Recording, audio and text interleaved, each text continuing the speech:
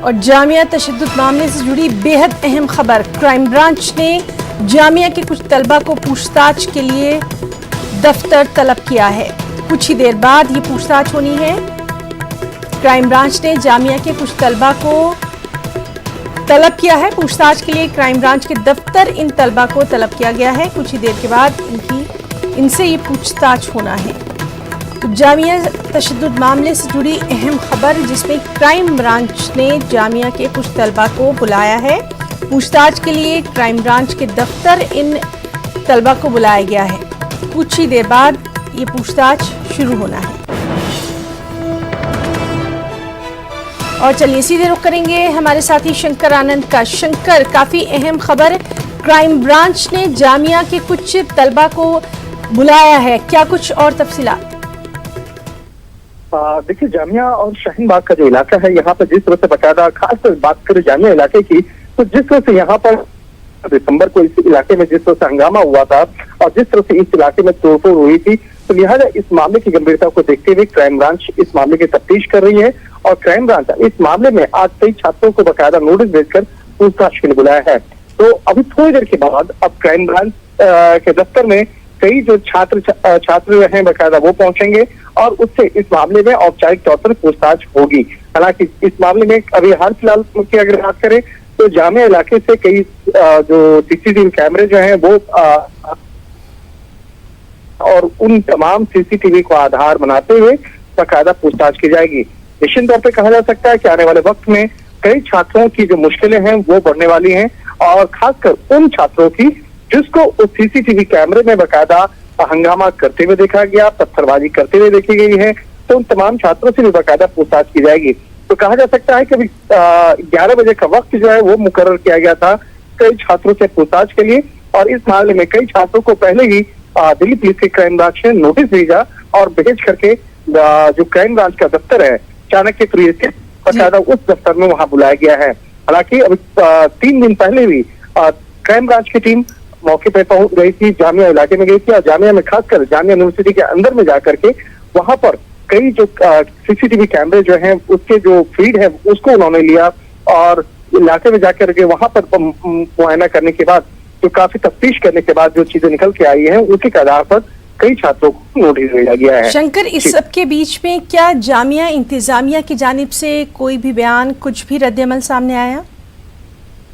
देखिए, जामिया विश्वविद्यालय के पहले से ही बकायदा इनके प्रशासनिक जो अधिकारी रहे हैं उन्होंने साफ तौर पर कहा है कि जिस तरह से दिल्ली पुलिस की क्राइम ब्रांच इस मामले में तफ्तीश कर रही है उसके लिए तमाम जो भी जरूरी और उचित होगा वो मदद करेंगे। तो इस मामले पर जिस तरह से अब जांच की जा रही है, तो इस मामले में जामिया प्रशासन के द्वारा कोई अभी तक फिलहाल औपचारिक तौर पर कोई बयान नहीं आया है, लेकिन जामिया के द्वारा पहले ही कहा जा चुका है कि यहाँ पर जो भी इस मामले में जांच से जुड़ा हुआ मामले में जो भी पहलू होगा इस मामले पर बकायदा उससे पूछताछ की जाएगी। और जी, तो इस अहम मामले पर लगातार हमारी नजर बनी हुई है। बहुत बहुत शुक्रिया शंकर आनंद आपका तमाम तर तफसीलात के लिए। तो नाज़रीन, आपको बता दें कि क्राइम ब्रांच ने जामिया के कुछ तलबा को पूछताछ के लिए तलब किया है। क्राइम ब्रांच के चाणक्यपुरी दफ्तर में इन तलबा को तलब किया गया है।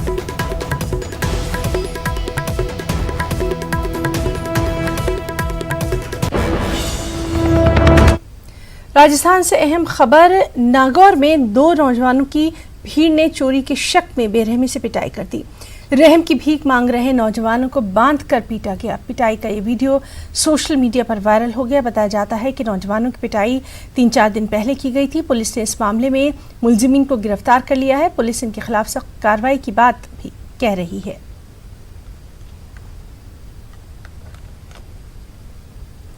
तो नागौर से ये अहम खबर, जहां 2 नौजवानों की हुजूम ने चोरी के शक में बेरहमी से पिटाई की। रहम की भीख मांग रहे नौजवानों को बांधकर पीटा गया। पिटाई का ये वीडियो सोशल मीडिया पर वायरल हुआ। उसके बाद पुलिस हरकत में आई। और चलिए सीधे रुख करेंगे नागौर का, जहां मौजूद है हमारे साथ हमारे रिपोर्टर महेंद्र। आपसे जानना चाहेंगे, कुछ दिन पहले का ये वाकया बताया जा रहा है, कब का ये वाकया है और अभी तक की क्या पुलिस कार्रवाई इसमें की गई है? हिना, ये पूरा मामला पिछले रविवार का है और आज इस पूरे मामले में 4था दिन है। पुलिस ने मुकदमा दर्ज होने के बाद कल रात्रि में 5 आरोपियों को गिरफ्तार कर लिया है। बाकी जो 2 और आरोपी है जिनकी 500 थाना पुलिस तलाश में जुटी हुई है, नागौर के एसपी ने इस पूरे मामले की जांच नागौर के डीएसपी को सौंपी है और जो पीड़ित है उसका मेडिकल मुआयना करवा लिया, उसका इलाज भी पुलिस द्वारा अस्पताल ले जाकर करवाया गया है। मोटे तौर पर ये सामने आया है कि पिछले रविवार को पांचोड़ी थाना क्षेत्र के करनू गांव में पीड़ित अपनी मोटरसाइकिल की सर्विस करवाने के लिए गया हुआ था, जहां पर उसका चचेरा भाई भी उसके साथ था। वहां जो एजेंसी में काम करने वाले कर्मचारी है, उन्होंने पीड़ित पर रुपए चोरी करने का आरोप लगाया और रुपए चोरी के आरोप लगाकर उसके साथ संगीन मारपीट की थी। और ये पूरा जो वीडियो का घटनाक्रम है ये रविवार का है। उसके साथ एक तरह से कहते बिल्कुल बर्बरतापूर्ण बर्ताव किया गया था। कल वीडियो सोशल मीडिया पर वायरल हुआ था। उसके बाद पुलिस हरकत में आई थी और मुकदमा दर्ज करने के साथ ही 5 आरोपियों को पुलिस ने गिरफ्तार कर लिया है। जी महेंद्र, अब इन लोगों की हालत जो है वो कैसी है? और दूसरी अहम बात यह है कि जो गिरफ्तारियां इस सिलसिले में की गई हैं उनसे क्या कुछ और निकल कर सामने आया है? पुलिस को इत्तला क्यों नहीं दी गई? आखिर इतनी देर कैसे हो गई? देखिए, इस मामले में पीड़िता के भाई का ये सामने आई थी बाहर। पीड़िता के भाई से जो बातचीत हुई थी उसमें यह था कि पीड़ित ने पहले पूरी जानकारी घर में नहीं दी थी कि उसके साथ किस तरह से ये पूरा घटनाक्रम घटित हुआ। जब वीडियो सोशल मीडिया पर वायरल हुआ तो उसके बाद पीड़ित के भाई को पूरा घटनाक्रम पता चला था। तब जाकर पीड़ित के भाई ने इस मामले में पुलिस थाने पहुंचकर शिकायत दी थी और इसी को लेकर अब जांच शुरू हुई। पीड़ित तो 2 दिन तक ये कह सकती कि वो डर के मारे घर से नहीं निकला, वो डरा से रहा था। अब पीड़ित के भाई के सामने आने के बाद ये मुकदमा हुआ और आगे की कार्रवाई अब चल रही है। जी महेंद्र, बहुत बहुत शुक्रिया आपका तमाम तर जानकारी के लिए। तो नाज़रीन, आपको बता दें कि ये थे हमारे रिपोर्टर महेंद्र, जो कि बता रहे थे कि राजस्थान के नागौर में 2 नौजवानों की जो पिटाई की गई है उस मामले में पुलिस ने पेशरफ्त करी है और कार्रवाई भी की जा रही है। एक और अहम खबर जम्मू कश्मीर से आ रही है। बीएसएफ के असिस्टेंट कमांडर ने खुद को गोली मार ली है। हीरानगर सेक्टर के कैरोल कृष्णा पोस्ट पर था ये कमांडर तैनात। बीएसएफ के 19 बटालियन से इसका ताल्लुक बताया जा रहा है। असिस्टेंट कमांडर की मौत हो गई है। बीपी यादव के तौर पर असिस्टेंट कमांडर की शिनाख्त की गई है। तो जम्मू कश्मीर से बड़ी खबर, बीएसएफ के असिस्टेंट कमांडर ने खुद को गोली मारी है। हीरानगर सेक्टर के कैरोल कृष्णा पोस्ट पर ये कमांडर तैनात था। बीपी यादव इनका नाम बताया गया है। इनकी मौत हो गई है। बीएसएफ की 19 बटालियन से बीपी यादव का ताल्लुक बताया गया है। तो बीएसएफ के असिस्टेंट कमांडर ने खुद को गोली मार ली है। किस वजह से मारी है, क्या वजूहात थी, इन तमाम तफसीलात पर लगातार नजर बनी हुई है। फिलहाल आपको बताएं कि हीरानगर सेक्टर के कैरोल कृष्णा पोस्ट पर ये कमांडर तैनात थे। बीएसएफ के 19 बटालियन से इनका ताल्लुक बताया गया है। असिस्टेंट कमांडर बीपी यादव इनका नाम बताया जा रहा है। इनकी मौत हो चुकी है। खुद को इन्होंने गोली मारी थी। हीरानगर सेक्टर के कैरोल कृष्णा पोस्ट पर ये तैनात थे।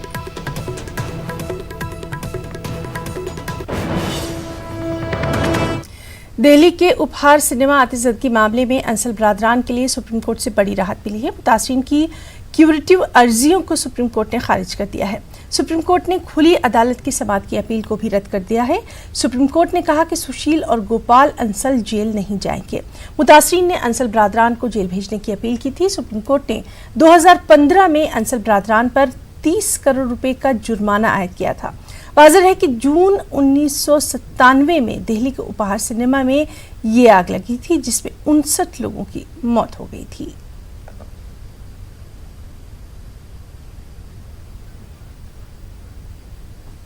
जम्मू कश्मीर के जिला सामा में एक सड़क हादसा पेश आया है। इसमें 5 लोगों की मौके पर मौत हो गई। हादसा उस वक्त पेश आया जब जम्मू पठानकोट कौमी शाहराह पर जिटवाल के करीब एक ट्रक और एक ऑल्टो कार के दरमियान टक्कर हुई। हादसे में हलाक हुए अफराद में एक खातून भी शामिल है। हादसे में हलाक हुए अफराद की शिनाख्त डगाना आश्रम जम्मू के अर्जुन सिंह और साहबजीत सिंह, खालसा चौक नानक नगर जम्मू के मनजीत सिंह, दर्शन सिंह और दर्शन कौर के तौर पर की गई है। हादसे के फौरी बाद पुलिस की टीम मौके पर पहुंची और हादसे में हलाक हुए अफराद को अस्पताल मुंतकिल किया गया। बताया जाता है कि हलाकशुदा अफराद एक दूसरे के रिश्तेदार थे, जो कि जम्मू से अमृतसर जा रहे थे। पुलिस ने मामले में केस दर्ज कर लिया है।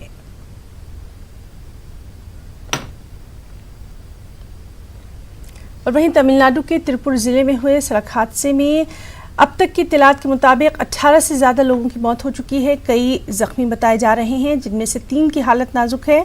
जख्मियों को तिरुपुर गवर्नमेंट अस्पताल दाखिल करवाया गया है। केरला हुकूमत की जानिब से राहत और बचाव का काम जंगी पैमाने पर जारी है।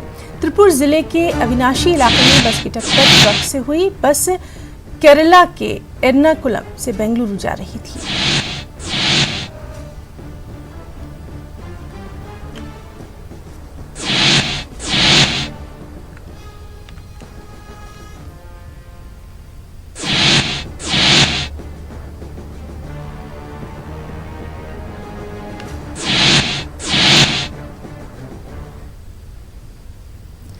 रांची में जारी आरएसएस के इजलास से खिताब करते हुए मोहन भागवत ने बड़ा बयान दिया।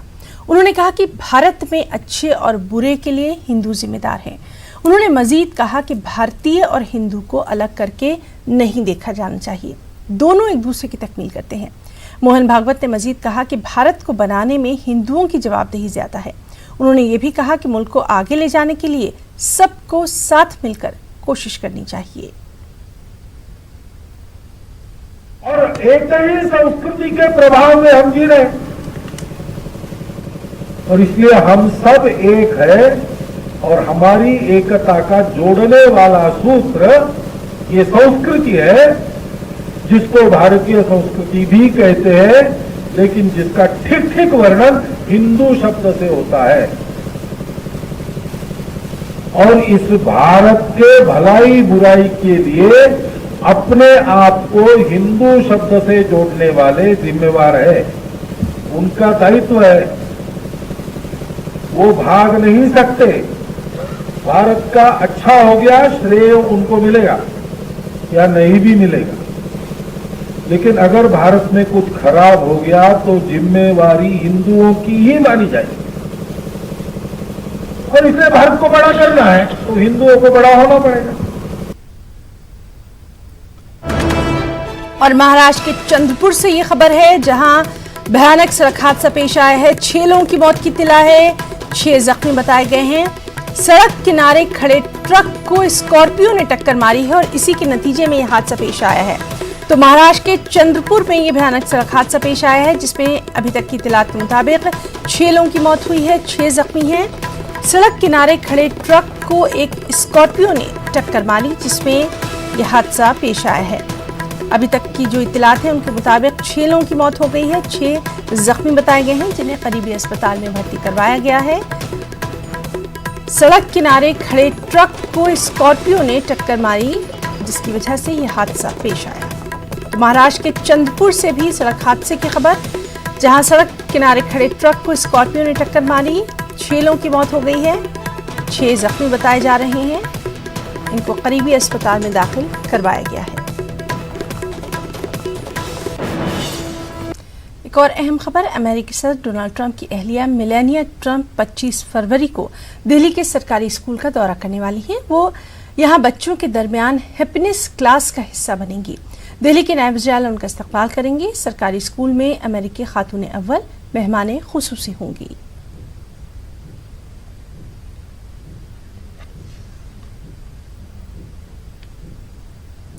मसालियतकारों शाहीन बाग के मुजाहिरीन के दरमियान बातचीत का सिलसिला आज भी जारी रहेगा। पहले दिन की बातचीत से फरीकैन मुतमईन नजर आए। बुध के रोज सुप्रीम कोर्ट के जरिए मुकर्रर किए गए मसालियतकार संजय हेगड़े और साधना रामचंद्रन शाहीन बाग पहुंचे थे। मसालियतकारों ने मसले के हल के लिए बातचीत को जरूरी करार दिया।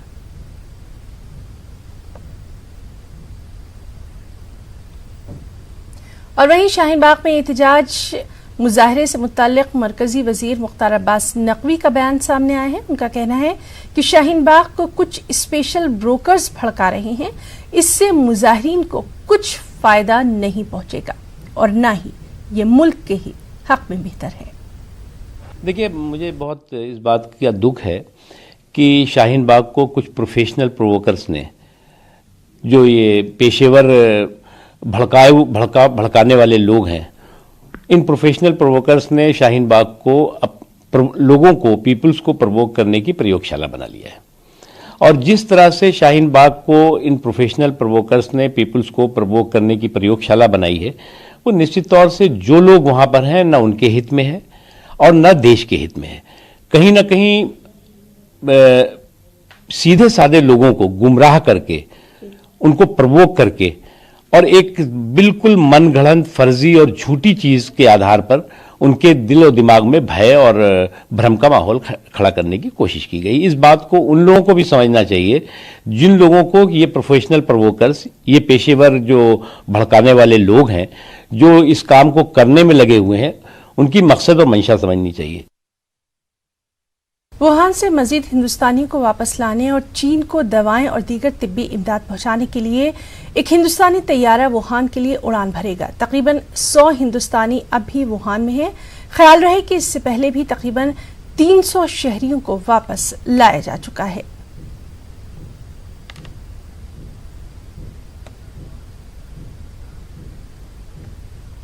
तेलंगाना में मरदमशुमारी के साथ एनपीआर की तैयारी के काम के आगाज की इत्तलात मिली है। ज्वाइंट एक्शन कमेटी ने एनपीआर के खिलाफ रियासत भर में मुहिम चलाने का ऐलान कर दिया है। जेईसी ने तेलंगाना असेंबली में सीएए के खिलाफ करारदाद मंजूर करने का रियासती हुकूमत के मंसूबे का खैरमकदम किया है। साथ ही एनपीआर को भी मुस्तरद करने का वज़ीर आला केसीआर से मुतालबा किया।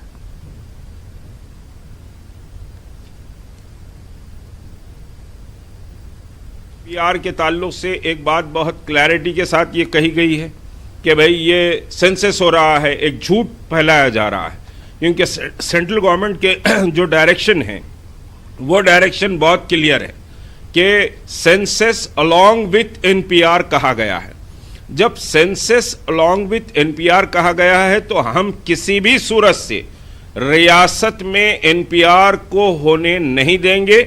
इस ताल्लुक से हम एक बहुत बड़ी मुहिम, एनपीआर में फॉर्म नहीं भरेंगे, कोई इंफॉर्मेशन किसी भी न्यूमरेटर को शेयर नहीं की जाएगी। इस ताल्लुक से एक बड़ी मुहिम हम समझिए कि चलाने का प्लान कर चुके हैं। देखिए, सिर्फ राजस्थान ने, राजस्थान, केरला, बंगाल, पंजाब, आई थिंक ये सब ने ऐलान किया है कि एनपीआर उनके स्टेट में नहीं होगा। हम गुजारिश करते हैं चीफ मिनिस्टर ऑफ तेलंगाना से कि उन्होंने पूरी कुव्वत से कहा है कि टीआरएस और तेलंगाना हुकूमत सेकुलर है। इस आइडियल रियासत को हमारे चीफ मिनिस्टर बचाएं। ये समझिए कि मजहब से जोड़ने वाले जो खवानीन हैं और टारगेटेड समझिए कि एक एजेंडा है, आरएसएस के एजेंडे को सेंट्रल गवर्नमेंट इंप्लीमेंट कर रही है, तो एनपीआर रियासत में नहीं होना चाहिए, स्टे होना चाहिए। बीजेपी के रुकन राज्यसभा सुब्रमण्यम स्वामी ने टैक्स के नए इस्लाही निजाम यानी जीएसटी को 21वीं सदी का सबसे बड़ा पागलपन करार दे दिया है। सुब्रमण्यम स्वामी ने सरमायाकारों को टैक्स की दहशतगर्दी से खौफजदा न होने का मशवरा दिया। इस दौरान उन्होंने बीजेपी की टैक्स पॉलिसी पर भी तनकीद कर डाली। हैदराबाद में प्रज्ञा भारती की जानिब से मुनक़दा एक खास तक़रीब से खिताब के दौरान उन्होंने ये तमाम बातें कही। सुब्रमण्यम स्वामी ने इस मौके पर कहा कि मुल्क को 2030 तक सुपर पावर बनने के लिए सालाना 10% शरह तरक्की की जरूरत है। Get that efficiency. Well, as I said, one of them I mentioned, fight corruption. Another I mentioned, reward people who will invest. Don't terrorize them with income tax. And this GST, which is the biggest madness of the 21st century, this GST is so complicated, nobody understands which form to fill where, and they want it to be uploaded in the computer. Somebody came from Rajasthan, Barmer, he said, we don't have electricity, how can I upload? So I said, upload it on your head and go to the Prime Minister and tell him. This is the issue. So can we go, we were already reached once 39%, 37% nothing. But efficiency in the use of capital, that should be your objective. Jammu Kashmir में पंचायती इंतखाबात मुलतवी होने के जम्मू कश्मीर की असलधारे की सियासी पार्टियों NC और PDP ने पंचायत ज़िमनी चुनाव को मुलतवी करने के फैसले का खैरमकदम किया है। एनसी ने इस फैसले पर अपना रद्दमल जाहिर करते हुए कहा कि हुकूमत की तरजीह इंतखाबात का इनेकाद नहीं बल्कि अमन का क़याम होनी चाहिए। पीडीपी ने कहा कि सीनियर लीडरों की हिरासत में रहते हुए इंतखाबात के इनेकाद का कोई मतलब नहीं था। ये मुझे लगता है कि एक सेंसिबल स्टेप लिया है गवर्नमेंट ने। जो खदशात हमने ज़ाहिर की थी, जो हमारे रिप्रेजेंटेटिव्स गए थे उनसे मिलने और बात हुई थी, मुझे लगता है एक वेलकम स्टेप है। और आप देखिए कि आज हालात कैसे हैं। हमने बार बार यही बात दोहराई है कि लीडरशिप बंद है, खासकर नेशनल कॉन्फ्रेंस की मैं बात करूंगा कि हमारी लीडरशिप बंद है और फ्यूचर जो पार्टी का लाहेमल क्या होगा वो पार्टी लीडरशिप लेगी। दूसरी बात आप देखिए, अनसर्टिनिटी सी है पूरे यूटी में, पूरे J&K में एक अनसर्टिनिटी है। इस माहौल में इकॉनमी पूरे डाउन हो रही है, हॉर्टिकल्चर, एग्रीकल्चर, कहीं से कोई भी ऐसी खुशखबर नहीं मिल रही है, हर किसी साइड से लोग परेशान हैं। सो ये अनसर्टिनिटी, गवर्नमेंट को इन सब चीज़ों पे पहले काम करना चाहिए। ये हमने कहा था कि ये इलेक्शन जो है विदाउट पार्टी लीडर्स हम तो लड़ने के वो लिए बिल्कुल तैयार नहीं थी, क्योंकि पार्टी के सरबराहान जब तक ना हो तो वो पार्टी क्या फैसला लेती। दूसरी बात यह है कि जब तक ना एक इसके लिए माहौल बनाया जाए पूरे वैली में जिसमें लोग पार्टिसिपेट करें, अदरवाइज ये जो फिर ऐसा ही होता जैसा पीछे हुआ था, लोगों ने नहीं वोट डाले, लोग निकले नहीं और फिर कुछ सीटें ही आ गई, वो भी मामूली नंबरात के साथ हिसाब से। तो आज फिर ये मतलब जब तक ना मेन पार्टी जो यहाँ पर है वैली की या कश्मीर J&K स्टेट की नेशनल कॉन्फ्रेंस है, हमारी PDP है और दूसरे जो है, तो जब तक ना ये फील्ड में आ जाए तभी तो लगता है कि फिर इलेक्शन होगा। और पंचायती इंतखाबात को मुलतवी करने के फैसले पर कांग्रेस का कहना है कि इलेक्शन कमीशन को इन इंतखाबात की तारीखों का ऐलान करने से पहले हर पहलू का बगौर जायजा लेना चाहिए था। पैंथर्स पार्टी ने नजरबंद लीडरों को रिहा करने के बाद ही इंतखाबात अमल में लाने का मुतालबा दोहराया। बीजेपी ने कहा कि चुनाव कमीशन ने सिक्योरिटी वजूहात को ध्यान में रखकर ही ये फैसला किया। पार्टीज मैदान में है ही नहीं, उनको आप अलाउ नहीं कर रहे हो, उनको आप मूवमेंट नहीं अलाउ कर रहे हो, तो उस सूरत में कैसे आप ये पार्टी बेसिस पर कर रहे हो। और कल जो सारे पॉलिटिकल पार्टीज ने एक वॉइस में कहा, उसका रीज़न बनाने के बजाय इन्होंने कहा कि सिक्योरिटी सिनेरियो ठीक नहीं है। मैं पूछना चाहता हूँ इलेक्शन कमिश्नर से कि आपको ये भी बताना चाहिए फिर कि जब आपने अनाउंस किया तो आपको किसने एश्योर किया था, क्योंकि इलेक्शन कमिश्नर को ये इंश्योर करना बहुत ज़रूरी होता है चुनाव अनाउंस करने से पहले कि हालात ग्राउंड सिचुएशन क्या है। पैंथर्स पार्टी का इसमें ये स्टैंड था, क्लियर कट स्टैंड था, क्योंकि ये एक डेमोक्रेटिक इलेक्शंस है। आपने पार्टी के सिंबल पे इलेक्शंस कराने का एक सुझाव दिया, एक फैसला लिया, लेकिन अगर आप कश्मीर में बात करें तो वहां पार्टी के जो लीडर्स हैं वो आपने उनको अपने डिटेंशन में रखा हुआ है। मतलब अगर आप पॉलिटिकल एपरेटस की बात करें सो इसमें क्लियर कट है, सामने नजर आता है कि जो रीजनल पार्टीज हैं उनके लीडर्स को आपने डिटेंशन में रखा हुआ है। अब यहां पर एक विरोधाभास है, जहां आपने लीडर्स को डिटेंशन में रखा हुआ है, आप कैसे पॉलिटिकल मैंडेट के ऊपर इलेक्शंस करवा सकते हैं। देयर इज एक पॉलिटिकल डायकॉटमी, तो वो जो बात है वो पच नहीं रही है। तो इसके ऊपर पैंथर्स पार्टी ने ये स्टैंड रखा। इंटेलिजेंस एजेंसीज ने कहा कि खलल डाल सकता है पाकिस्तान, इसलिए कुछ दिनों के लिए, हफ्तों के लिए इन पंचायतों के इलेक्शन को आप जो है वो पोस्टपोन करके इसको बाद में करिए। और वहीं अमेरिका के राष्ट्रपति डोनाल्ड ट्रंप भी इंडिया आने वाले हैं।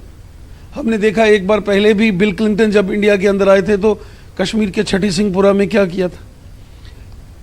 पाकिस्तान हो, दहशतगर्द हो, ISI हो, इन लोगों का एक ही मकसद है कश्मीर को लहूलुहान करना। हमारे लोगों की हिफाजत हमारे लिए जरूरी है, हमारे लोगों की जान और माल की हिफाजत करना हमारी जिम्मेवारी है और हमारे लिए हमारा मुल्क ये हमारी टॉप मोस्ट प्रायोरिटी है।